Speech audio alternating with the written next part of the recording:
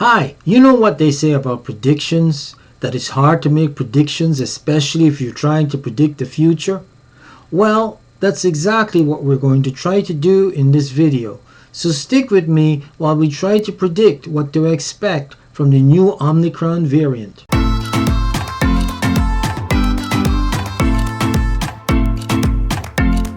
The new SARS-CoV-2 virus variant B11529, which the World Health Organization has officially named Omicron, was first reported from South Africa on November 24, 2021.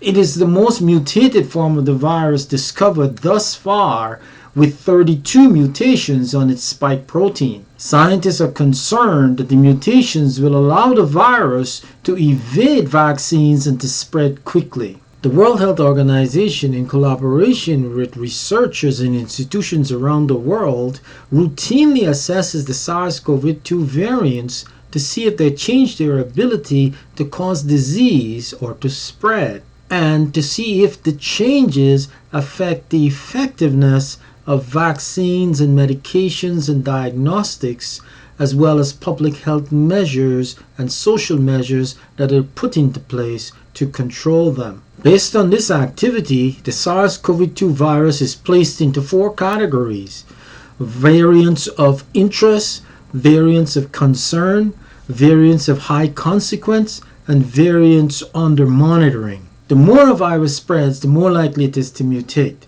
And if the mutation changes the virus in such a way that it helps it to survive, that is a cause for concern. In recent weeks, infections in South Africa have increased steeply, and this has coincided with an increase in the detection of the B11529 variant. The WHO has reported that the infection seems to be rising in almost all of the provinces of South Africa. Preliminary evidence suggests a higher rate of reinfection with this variant compared to other variants of concern. The variant is being detected at higher rates than in previous surges in infection, suggesting that this variant may have a growth advantage.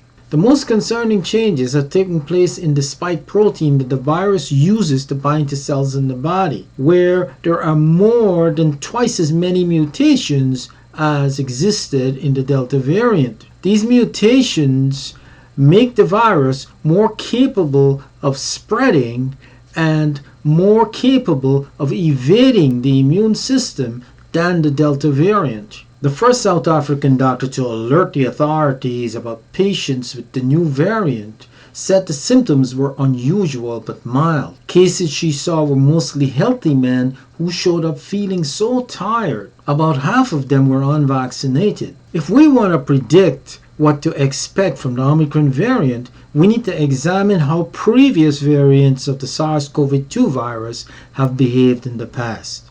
The Beta variant was about 50% more transmissible than the original SARS-CoV-2 virus that emerged in Wuhan. Some monoclonal antibodies did not work as well in this strain. Vaccines also were less effective in the Beta variant, and it led to slightly more severe disease and a slightly higher risk of death than the original coronavirus. This strain did not become the dominant strain of virus across the world. The Delta variant was first identified in India in December of 2020 and spread rapidly through that country before spreading to the rest of the world. It was more infectious and spread more easily than the Beta variant, which it has now replaced. According to the WHO, it now represents about 99% of all tested COVID-19 cases around the globe. There still is no consensus as to whether the Delta variant makes patients sicker, but studies out of Singapore and Canada have indicated higher odds of hospitalization and death. R0 is a measure that is used to predict the number of people a person infected with a particular virus is expected to infect. R0 for the original SARS-CoV-2 virus was 2 to 3, meaning that every person infected with the SARS-CoV-2 original strain was expected to cause 2 to 3 new cases of COVID-19. R0 for the seasonal flu, for example, is 2. R naught in the case of the Delta virus was 67, meaning that every person infected with the Delta variant was expected to cause 67 new cases of Delta variant COVID-19 disease. R naught for the Omicron variant of the virus is predicted to be even higher based on mutations found in the virus. Vaccines were found to be less effective in both the Delta and the Beta variant of the virus, although they still afforded protection against severe disease and hospitalization. Mutations that are found in the Omicron variant of the virus predict that immune evasion will also be found in this virus and that vaccines will be less effective. According to the South African doctor reporting on patients with the Omicron strain, most of these were unvaccinated. If these observations turn out to be true, then we can expect that the virus should spread rapidly around the world. How it will affect patients in high-risk groups such as diabetics and the elderly is yet to be seen, but we can expect that it will impact these groups to a greater extent than it will people who do not fall into that category.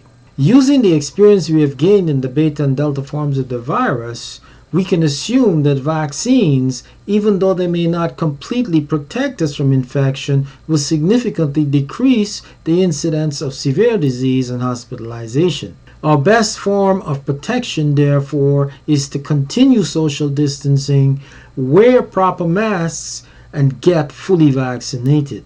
I hope you found this video useful and it answered some of the questions you had on the Omicron variant.